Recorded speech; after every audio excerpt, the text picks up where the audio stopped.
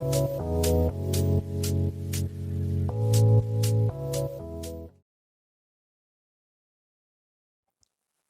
Friends, this is Manish और आप सबका बहुत बहुत स्वागत है हमारे YouTube channel study with Manish Pandey पर। दोस्तों, आज हम कुछ ऐसे वर्ड्स के बारे में पढ़ेंगे, कुछ ऐसे वर्ड्स के यूज के बारे में पढ़ने जा रहे हैं हम लोग, जो कि अक्सर आपको कंफ्यूज करके रखे रहते हैं। तो आज आपका कंफ्यूजन हमेशा हमेशा के लिए हम दूर करने जा रहे हैं। तो आइए शुरू करते हैं आज का। तो आज का पहला शब्द है इन्वियस और जीलस। ये दो ऐसे पेयर ऑफ वर्ड्स हैं जो कि अक्सर कंफ्यूज करते हैं, क्योंकि हिंदी में दोनों के लिए शब्द आता है ईर्ष्यालु। लेकिन क्या इन्वियस और जीलस दोनों एक शब्द है? बिल्कुल नहीं। इन्वियस का प्रयोग वहाँ हम करते हैं जहाँ हम किसी की सफलता या किसी के विकास को देख करके हमारे अंदर उस जैसा बनने का भाव पैदा हो जाता है। अक्सर हम दोस्तों में देखते हैं, मान लेते हैं किसी का ज़्यादा परसेंटेज ऑफ मार्क्स आ गया तो एक मित्र सोचता है कि चलो अगले परीक्षा में हम उससे भी बेहतर करेंगे। तो यहाँ आप देख रहे हैं कि इन्वियस वैसा नहीं है कि हम उसका जो आगे बढ़ा हुआ आदमी है उसका लेग पुलिंग कर रहे हैं। जबकि जो जीलस वाला है इसमें बहुत ही निगेटिव फीलिंग रहता है। आपका दुश्मन आपसे वो जीलस फील करता है, वो चाहता है कि आप अगर आगे बढ़ जाएं तो चाहता है किसी भी तरह से आपको पीछे खींच दे। तो इन्वियस में क्या होता है कि उस आगे बढ़े हुए आदमी जैसा बढ़ने का प्रयास का भाव रहता है, जबकि जीलस में रहता है कि जो आदमी आगे बढ़ गया है उसको नीचे खींच दे, किसी तरह से उसको गिरा दे। मतलब इसमें निगेटिविटी वाला भाव ज्यादा रहता है। ठीक है, एक और भी भाव इसमें है जीलस में, जो कि इन्वियस में नहीं है। आप लोग एक गाना सुने होंगे, बहुत पुराना गाना है, तुम अगर मुझको ना चाहो तो कोई बात नहीं, किसी और को चाहोगी तो मुश्किल होगा। मतलब जीलस का प्रयोग हम वहां करते हैं, मतलब ये इसका दूसरा यूज है, वहां भी करते हैं जहां हम या जहां कोई आदमी, कोई लड़का या लड़की किसी दूसरे लड़का लड़की से प्रेम करता है, लेकिन वह लड़का या लड़की किसी और से प्रेम करता है या उसका संबंध रहता है। तो ऐसे अर्थ में भी जीलस का प्रयोग किया जाता है। ठीक है, अब दूसरा पेयर हम देखते हैं, पीक और चूज। पीक का अर्थ भी होता है चुनना, चूज का अर्थ भी होता है चुनना। But what is the difference? The difference is, peak जो है वो एक सिंपल शब्द है, एक सामान्य शब्द है। कोई भी चीज चुनते हैं वो एक सिंपली, लेकिन जब चुनने का भाव, उसमें डिसाइड करना शामिल हो जाए, जिसमें निर्णय करना शामिल हो जाए, तो वो हो जाएगा चूज। मतलब कह रहा है कि pick any number from 1 to 10। आपसे कह रहा है कि कोई 1 से 10 के बीच में संख्या चुन लो। आप बिना ज्यादा सोचे समझे कोई एक नंबर पिक कर लेते हैं। ठीक है, या फिर पिक का प्रयोग वहां भी करते हैं जैसे कि हम कोई फ्लावर से, कोई ट्री से कोई फूल तोड़ते हैं या फल तोड़ते हैं, तो वहां भी पिक का प्रयोग होता है। जैसे Mohan picked some flowers, Mohan कुछ फ्लावर पिक किया यानी तोड़ा। I picked some mangoes from the tree, मैंने ट्री से कुछ मैंगो तोड़ा। ठीक है, तो ये पिक का प्रयोग हो गया। पिक का एक और यूज है, पिक पॉकेट। पिक पॉकेट माने जेब काटना, पिक पॉकेट माने जेब कतरा भी होता है, मतलब वो वर्ब भी है, नाउन भी है। The thief picked my pocket, चोर ने मेरे जेब को काट दिया, मतलब समझ रहे हैं। या फिर हम कहें कि Mohan is a pickpocket, Mohan एक जेब कतरा है। ठीक है, इसके बाद हम चूज को देखते हैं। चूज में क्या होता है, जैसा कि मैं बताया कि चूज में डिसीजन का भाव रहता है, ऐसे ही नहीं चुन लेना होता है। जैसे we chose to go by train not by bus, हम लोग क्या चुने, हम लोग चुने कि हम लोग ट्रेन से जाएंगे न कि बस से जाएंगे। मतलब यहाँ चूज का भाव क्या है, we decided to go by train not by bus. ठीक है, आगे हम देखते हैं सेड एंड सैडो। देखिए, सेड और सैडो में अक्सर हमें कंफ्यूजन हो जाता है, अक्सर स्टूडेंट कंफ्यूज हो जाते हैं, what is the difference between said and shadow. देखिए, मान लेते हैं कि धूप, गर्मी का दिन है, बहुत तेज धूप है, तो धूप से बचने के लिए आप कुछ तो करिएगा ना, मड़ई लगाइएगा, कोई पेड़ के शरण में चले जाइएगा या कुछ एस्बेस्टस लगा दीजिएगा। तो वो क्या हो गया, एस्बेस्टस जो हो गया वो एक तरह से शेड हो गया ना। और जब वो शेड हो गया, उस पर सूरज की किरणें पड़ेंगी, तो उस शेड के चलते एक ब्लैक कलर का शैडो बनेगा। शैडो जिसको हम लोग क्या कहते हैं, उसको हिंदी में छाया कहते हैं। तो जो छाया बन गया वो छाया हो गया शैडो। ठीक है, जैसे उदाहरण देखते हैं, trees give us shade in summer. गर्मी के दिन में ट्री हमें क्या देते हैं, शेड देते हैं। आप जंगल में गए, आप बाहर गए, धूप लग रही है, तो धूप से बचने के लिए किसके शेड में जाते हैं आप, ट्री के नीचे बैठ जाते हैं और आपको अच्छा शेड मिल जाता है, ठंडा शेड मिल जाता है। आगे देखते हैं, the shadow of a people tree is bigger than that of a बबूल ट्री। अब यहाँ देखिए, कह रहा है कि पीपल ट्री का जो शैडो है वो बड़ा होता है बबूल ट्री के शैडो के अपेक्षा। अब यहाँ एक पीपल ट्री है, धूप पड़ रहा है उस पर भी, एक एक पीपल ट्री और एक बबूल ट्री है। तो पीपल ट्री का जो छाया बनेगा वो बहुत बड़ा होगा, जबकि वो जो बबूल ट्री है उसका छोटा बनेगा।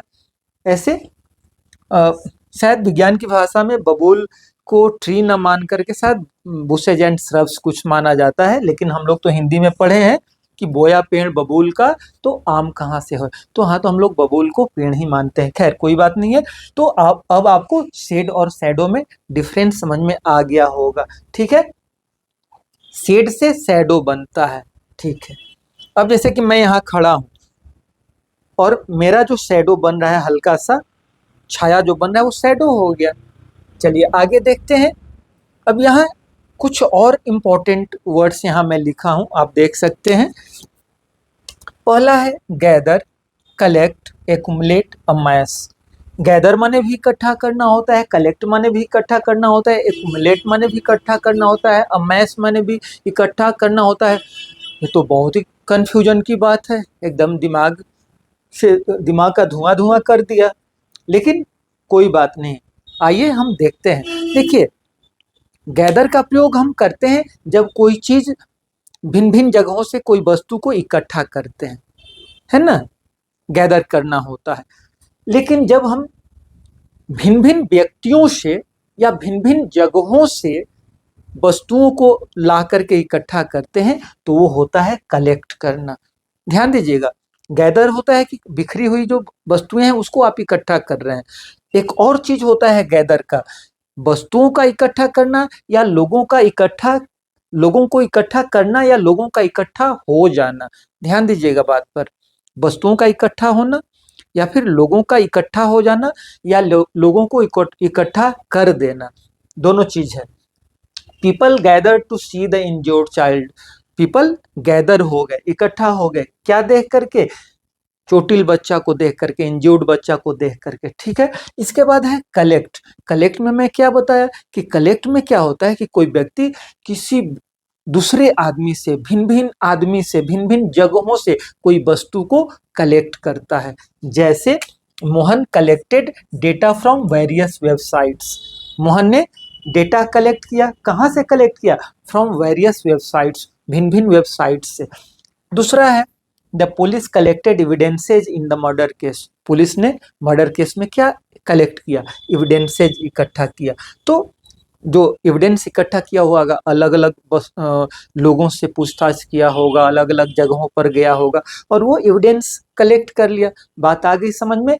इसके बाद आते हैं एक्यूमुलेट और अमैस पर। देखिए, एक्यूमुलेट में क्या होता है, इसमें भी संग्रह करना होता है, इसमें भी इकट्ठा होता है, लेकिन एक्युमुलेशन जो होता है, मतलब एक्युमुलेट से ही नाउन बन जाता है एक्युमुलेशन। तो एक्युमुलेशन जो होता है वो ग्रेजुअल होता है, वो धीरे धीरे होता है। जैसे एक उदाहरण मैं लिखा हूं, मोहन वाज पुअर, मोहन गरीब था। ही वर्क हार्ड, वह कठिन प्रयास किया, कठिन मेहनत किया। एंड इन ओनली 10 ईयर्स, और मात्र 10 साल में क्या हुआ, he had accumulated lots of money. क्या किया है, वो बहुत सारे, ढेर सारे पैसा, ढेर सारा धन इकट्ठा कर लिया है। तो आप यहाँ देख सकते हैं एक्युमुलेटेड का अर्थ क्या है, इकट्ठा करना, लेकिन वो ग्रेजुअल है, धीरे धीरे है। आप देख रहे हैं 10 ईयर्स में ऐसा हो रहा है, जबकि उस तरह का यहाँ स्थिति नहीं रहती है, गैदर और कलेक्ट में नहीं होती है। आगे है एक लास्ट जो है वो है अमैस। मास तो आप लोग पढ़े होंगे फिजिक्स में, द्रव्यमान जिसको कहते हैं। अमैस मतलब ये वर्ब हो जाता है, इकट्ठा कर लेना। लेकिन कह रहा है कि Mohan has amassed fortune from coal mining. कोई वस्तु जब बहुत ज्यादा मात्रा में, कोई व्यक्ति जब किसी वस्तु को बहुत ज्यादा मात्रा में इकट्ठा कर लेता है तो कहा जाता है अमैस करना। क्या करना कहा जाता है? अमैस करना कहा जाता है। और कह रहा है कि मोहन है जब amass fortune from coal mining. Coal mining से मोहन ने क्या कर लिया है? बहुत सारा फॉर्चून बना लिया, बहुत सारा धन इकट्ठा कर लिया है। ठीक है, चलिए, मुझे उम्मीद है आपको बहुत बढ़िया से समझ में आ रहा होगा। आगे हम देखते हैं। देखिए, हम मनुष्य का स्वभाव है कि जब वो आनंदित है, जब वो प्रसन्नचित है तो हंसता है, मुस्कुराता है। लेकिन ये जो हंसना मुस्कुराना है यह भी कई तरह का होता है। और ध्यान दीजिएगा, ये हंसना कभी कभी बहुत महंगा भी पड़ जाता है ना। महाभारत की कहानी तो आप पढ़े होंगे। वो हंसना मतलब कभी कभी वो व्यंग्यात्मक जब हो जाता है तो बहुत ही हानिकारक हो जाता है ना। महाभारत की कहानी हम लोग पढ़े हैं कि किस वो द्रौपदी के हंसने के चलते, याद है ना दुर्योधन वाली बात। चलिए आगे बढ़ते हैं। तो देखिए, हंसने के लिए अंग्रेजी में एक कॉमन जो वर्ड है, सामान्य जो शब्द है वो है लाफ। लाफ माने हंसना, और इसमें साउंड भी शामिल रहता है। देखिए, कोई कोई ऐसी हंसी होती है जिसमें साउंड नहीं होती है। कोई कोई हंसी, जिसे एक होता है ठठा के हंसना, एक होता है मुस्कुराना। मुस्कुराना में क्या होता है कि केवल आपका जो फेस का ये है वो थोड़ा चेंज हो जाता है ना। तो देखिए, लाफ एक जनरल वर्ड हो गया हंसने के लिए। You laughed at my jokes. आप मेरे जोक को सुन करके क्या कर दिए? आप हंस दिए। तो ये लाफ एक सामान्य शब्द है। स्माइल में क्या हुआ कि स्माइल में मुंह खुलता नहीं है, चेहरा का बस चेंज हो जाता है, ठीक ना। Sita smiled and accepted my proposal. Sita smiled and accepted my proposal. मैं एक प्रपोजल को लेकर के, मैं मतलब क्या, कोई और बच्चा, कोई और लड़का जो सीता से प्रेम करता है, गया अपना प्रपोजल लेकर के, और क्या हुआ? सीता स्माइल्ड, सीता मुस्कुराई, और उसके एक्सेप्टेड हिज प्रपोजल, मेरा प्रपोजल काहे को, मेरा प्रपोजल नहीं, उसके प्रपोजल को स्वीकार कर ली। तो आप समझ रहे हैं कि किस तरह से मुस्कुराई होगी। चलिए, ये हो गया स्माइल। इसके बाद ये ग्रीन क्या है? एक ग्रीन होता है GREEN, ग्रीन। ग्रीन माने हरा, वो नहीं, ये है GRIN, ग्रीन। ये ग्रीन में क्या होता है कि ग्रीन वह स्माइल होती है, ध्यान देना। ग्रीन वह लाफ नहीं होता है, ग्रीन वह स्माइल होता है जिसमें मुंह खुल जाता है और दांत लगभग दिखने लगते हैं। वाइड स्माइल होता है, very wide smile is called green, जिसमें कि लगभग दांत भी दिखने लगता है लेकिन साउंड नहीं होता है। यह ध्यान रखिएगा। क्या नहीं होता है? साउंड नहीं होता है। लाफ में साउंड होता है, स्माइल और ग्रीन में साउंड नहीं होता है। अब देखिए, कैकल। ये जो कैकल है ये साउंड वाला है और बहुत ही बेढंगा ढंग से हंसना, जिसमें कि तेज आवाज भी हो, कैकल कहलाता है। कैकल क्या कहलाता है? जैसे कहीं कहीं हम लोग देखें ना, बड़े बड़े शहरों में पार्क में सुबह सुबह बुजुर्ग लोग इकट्ठा हो जाते हैं और वो मिल करके ठठा के हंसते हैं। वो आर्टिफिशियल हंसी हंसते हैं, लेकिन उनके हंसी पर दूसरे को हंसी आ जाती हो, तो ठठा करके उस तरह से हंसना अनप्लीजेंटली, वो कैकल कहलाता है। ठीक। इसके बाद ये चकल क्या कहलाता है? चकल क्या होता है? चकल भी हंसी ही होती है, तेज ही हंसी होती है, but there is no sound in chuckle. याद रखिएगा, कैकल में साउंड होता है, चकल में साउंड नहीं होता है, दोनों तेज हंसी ही होती है, ठीक ना। और ये स्नीकर और स्नीगर क्या होता है, स्नीगर और स्नीकर ये क्या होता है, यह क्वाइट लाफ होता है, ये चुपके से हंसने वाली प्रक्रिया होती है, लेकिन कब, किसी दूसरे के मिस्टेक पर। ध्यान रखिएगा, when you laugh at somebody's mistake quietly, it is called snigger और स्नीकर। अंडरस्टैंड। तो आइए और कुछ वर्ड्स को हम लोग देखते हैं जो कि बहुत ही कंफ्यूजिंग नेचर के हैं, लेकिन उससे पहले एक छोटा सा रिक्वेस्ट मेरा रहेगा कि अगर आप पहली बार इस चैनल पर आए हैं तो कृपया इस चैनल को सब्सक्राइब कीजिए और भी बहुत सारे वीडियो को देखिए, लाइक कीजिए, कमेंट कीजिए और बेल आइकन को भी क्लिक कर दीजिए ताकि समय से नोटिफिकेशन मिलता रहे। तो आइए देखा जाए। अगला जो वर्ड है वो है नीड। नीड, नेसेसरी, इंडिस्पेंसेबल और इसेंशियल, ये ऐसे वर्ड्स हैं जो कि बहुत ही कंफ्यूजन क्रिएट करते हैं। इन सब का प्रयोग आवश्यकता के अर्थ में होता है, लेकिन अंतर कहाँ है, इंटेंसिटी ऑफ जो नीड है, इंटेंसिटी ऑफ आवश्यकता जो है उसमें अंतर है, नेचर में अंतर है। तो देखिए ये जो नीड है, नीड का अर्थ होता है आवश्यकता या आवश्यकता होना, मतलब यह वर्ब भी है और यह नाउन भी है। और जब मैं कहता हूँ कि यह वर्ब है तो यह वर्ब भी दो प्रकार की है। एक तो है जिसको हम लोग लेक्सिकल वर्ब कहते हैं, या हम कह सकते हैं कि मेन वर्ब, और दूसरा एक्जिलरी वर्ब। एक्जिलरी वर्ब में यह मॉडल वर्ब के रूप में भी यूज होती है। तो यहाँ हम देखते हैं मेन वर्ब के रूप में I need a pen. I need a pen मतलब मुझे एक कलम की आवश्यकता है, मुझे एक कलम चाहिए। यहाँ आप देख सकते हैं नीड जो है मेन वर्ब के रूप में यूज की गई है। इसके बाद है योर शर्ट नीड्स वॉशिंग, यहाँ भी आप देख सकते हैं मेन वर्ब के रूप में यूज हुआ है। और अर्थ क्या दे रहा है, अर्थ दे रहा है आवश्यकता होना। योर शर्ट नीड्स वॉशिंग, आपके शर्ट को वॉशिंग की आवश्यकता है। और जब यह मेन वर्ब के रूप में काम करता है, अर्थात यह लेक्सिकल वर्ब के रूप में काम करता है, तो इसका पास्ट फॉर्म जो होता है नीड का, नीडेड हो जाता है। जैसे आई नीडेड ए बॉल, मुझे एक बॉल की आवश्यकता थी।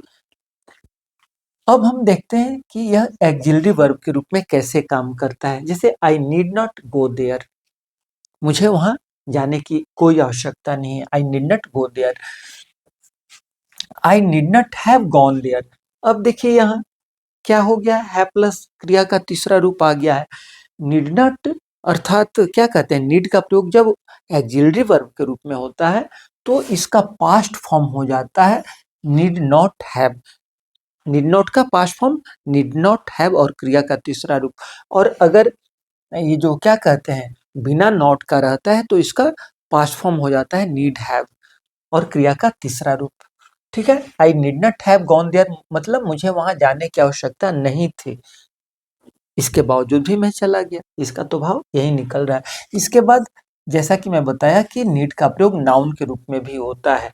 जैसे वी विल कॉन्टैक्ट यू, हम लोग आपसे संपर्क करेंगे पुनः, इफ द नीड अराइजेज, अगर आवश्यकता होती है, अगर आवश्यकता पड़ती है। तो आप देख सकते हैं कि यहाँ नीड जो है नाउन के रूप में यूज किया गया है आवश्यकता के अर्थ में। इसके बाद जो दूसरा शब्द है वो है निसेसरी। निसेसरी का अर्थ भी होता है आवश्यक। जैसे food is necessary for life, जीवन के लिए फूड आवश्यक है। Visa is necessary for travelling abroad, अगर विदेश जाना हो, ट्रैवल करना हो तो वीजा आवश्यक है। ठीक है, cooking oil is necessary for frying food, food को फ्राई करने के लिए कुकिंग ऑयल की आवश्यकता होती है। ठीक है, एक बात हम लोग ध्यान देंगे कि नीड के अपेक्षा ये नेसेसरी जो है थोड़ा स्ट्रॉन्गर हो जाता है। इसके बाद देखते हैं इंडिस्पेंसेबल। यह वैसा चीज होता है इंडिस्पेंसेबल, जिसको आप रिप्लेस ना कर सकते हैं। जैसे a pilot is indispensable for flying a plane. Plane उड़ाने के लिए जो पायलट होता है इंडिस्पेंसेबल होता है। क्या आप ऐसा सोच सकते हैं कि कोई ऐसा प्लेन उड़ रहा हो जो जिसमें कि कोई पायलट ही ना हो? ऐसा नहीं ना सोच सकते हैं। A teacher is indispensable in a classroom. Classroom के लिए टीचर एक इंडिस्पेंसेबल चीज होता है। एक बात ध्यान दीजिएगा, what is difference between indispensable and necessary? Difference यह है कि necessary has more than one option. Necessary जो चीज होती है उसमें ऑप्शन होता है। अब मान लेते हैं कि फूड है, आप चावल खा सकते हैं, रोटी खा सकते हैं, ब्रेड खा सकते हैं, बहुत सारे ऑप्शन हैं। फूड के जगह पर वो फ्रूट्स भी ले सकते हैं, कुछ ऑप्शन हो सकता है। कुकिंग ऑयल में भी बहुत सारा ये हो सकता है। लेकिन इंडिस्पेंसेबल होता है और जो इसेंशियल होता है इसमें प्रायः क्या कहते हैं, विकल्प नहीं मिलता है। अब जैसे कि यहाँ इसेंशियल है, इसेंशियल अति आवश्यक। अब इसमें ऐसा नहीं कह सकते हैं कि water is essential for survival. इसका अर्थ क्या हुआ कि सर्वाइवल के लिए, जीवन के लिए वाटर इसेंशियल है। अब वाटर का कोई विकल्प तो नहीं ना है कि वाटर के जगह पर कुछ और आप यूज कर सकते हैं। या फिर oxygen is essential for life, जीवन के लिए ऑक्सीजन आवश्यक है। तो क्या हम ऑक्सीजन के जगह पर कोई और गैस सांस ले सकते हैं? नहीं ले सकते हैं। मतलब कि इन सब में विकल्प आप नहीं ढूंढ सकते हैं, है ना? जबकि यहाँ आपको विकल्प मिल सकता है, यहाँ भी आपको विकल्प मिल सकता है। बात आ गई समझ में? तो इंडिस्पेंसेबल वह चीज होता है जहाँ की उसको आप रिप्लेस ना कर सकते हैं। अब आप पायलट के बिना आप कोई प्लेन नहीं चलेगा, टीचर के बिना कोई क्लासरूम नहीं संभव है। ठीक है। और इसेंशियल, अब अगर हम इंडिस्पेंसेबल और इसेंशियल में अगर तुलना किया जाए तो हम कह सकते हैं कि इसेंशियल जो होता है ये मोस्ट फंडामेंटल होता है। तो इसेंशियल का जो नियरेस्ट सिनोनिम है वो फंडामेंटल है, या उसको क्या कहते हैं, चलिए अभी यही याद आ रहा है तो यही मैं बता दे रहा हूँ। फंडामेंटल इसका मतलब नियरेस्ट ये है। फंडामेंटल मतलब मौलिक, जैसे कि मौलिक अधिकार होते हैं, मौलिक तो मतलब वो बहुत इसेंशियल होते हैं। तो ये था हमारा नीड, नेसेसरी, इंडिस्पेंसेबल और इसेंशियल। ठीक है। तो आज का वीडियो देखने के लिए आप लोगों को बहुत बहुत धन्यवाद। अगर मेरा वीडियो पसंद आया हो तो इसे लाइक कीजिए, शेयर कीजिए और सब्सक्राइब कीजिए। Thank you.